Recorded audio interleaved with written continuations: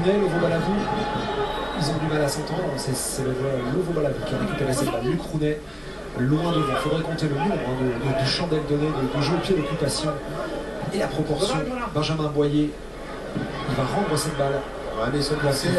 Ils sont là. Attention, toujours 2 ou 3 joueurs côté tourné qui sont disponibles, qui se replacent. Voilà. Dans l'axe, c'est bien fait. Pendant qu'il y a le jeu au pied long, bien, on voit Wilkinson donner les indications. Stéphane et à son Raphaël, coach, Umaga.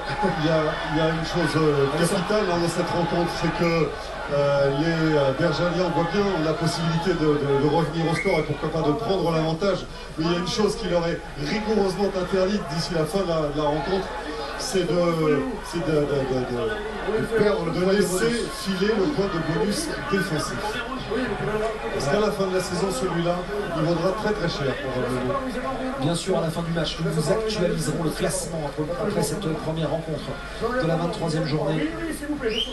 Le chrono n'est pas arrêté et il file toujours un peu plus de 5 minutes encore à tenir et les changements se multiplient. Ouais, Jean-François Coupe va sortir. Non, pas pardon, Jean-François Coupe, c'est Alain Maga qui va sortir. On se demandait combien de minutes il tiendrait. Eh bien, on peut le dire, il a tenu près de 75 minutes. Alain Maga, c'est donc un homme en forme qui était sur le terrain aujourd'hui. Il est remplacé à l'instant par Clément Marienval. C'est exemplaire. C'était l'image de notre début de match. Talon Maga, 75 minutes. Ah là là, ballon récupéré par les Toulonnais, ballon contré. Raphaël, non, mais ce qu'a fait Talon Maga aujourd'hui, c'est assez incroyable quand même. Il va avoir combien? 37 ans bientôt? Je ne sais pas si ça doit donner des fourmis dans les jambes à tous les gars de sa génération, mais franchement... C'est syndical, Raphaël. 75 sélections, 75 minutes sur le terrain. Voilà. Là, il y a un débat. Là, il y a débat sur la touche. Alors s'est-elle jouée à l'extérieur ou à l'intérieur des 22 mètres? C'est toute la question. Parce que de son énorme pied gauche, Johnny Wilkinson, non. Là, on ne le verra pas. C'est juste pour voir si la touche au départ...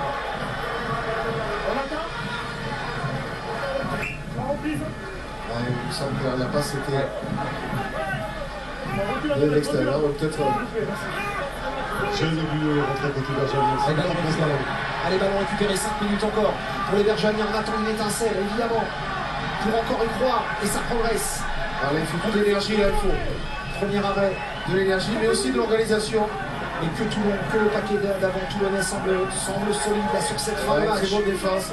Ils parviennent à isoler le porteur du ballon. Ça fait plusieurs fois là, que les défenses en fait, sur ces ballons portés prennent le dessus sur l'organisation offensive. Allez, tout peut se jouer ici parce que celle-là est chaude. Celle-là est importante pour être récupérée. En avant le Toulonnais.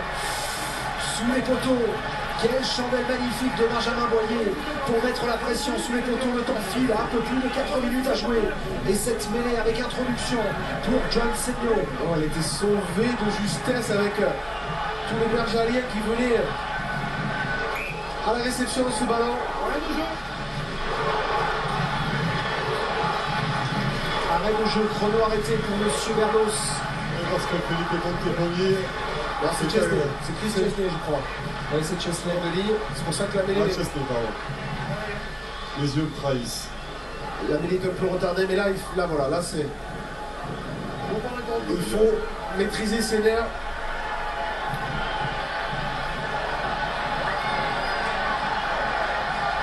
On est sans doute à un moment clé du match, voilà. Et un moment clé aussi de la saison de Bourgoin. Nous y sommes, c'est le scénario. C'est le scénario, la grande pression, les entraîneurs bien sûr.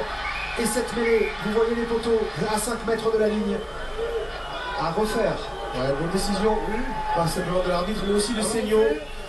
La mêlée n'est pas stable, elle n'est pas claire, donc pour une mêlée, c'est pas forcément intéressant d'introduire le ballon. Il vaut mieux patienter et redonner une chance à ces avants, à ces gros, qui vont tout donner sur cette mêlée.